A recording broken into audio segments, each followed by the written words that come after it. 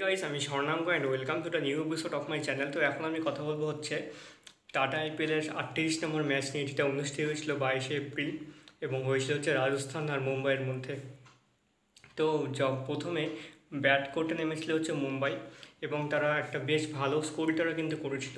20 ওভারে করেছিল হচ্ছে 179 রান, 9টা উইকেট পেয়েছিল তারা, মানে হারিয়েছিল।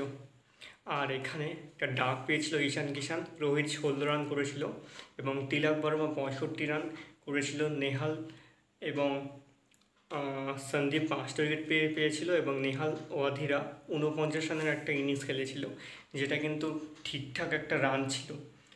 কিন্তু এই রানটা যখন রাজস্থান করতে নেয়, তারা খুব সহজেই তুলে নেয়, কারণ তারা মাত্র একটা উইকেট হারিয়েছিল এবং 183 রান করে ফেলে তারা 18.4 ওভারের মধ্যেই।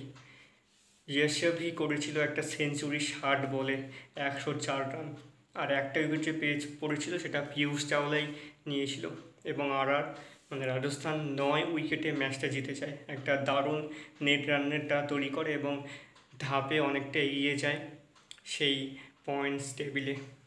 তো এই ছিল আজকের ভিডিও। ভালো লেগে থাকলে অবশ্যই চ্যানেলটিকে সাবস্ক্রাইব করে দিও।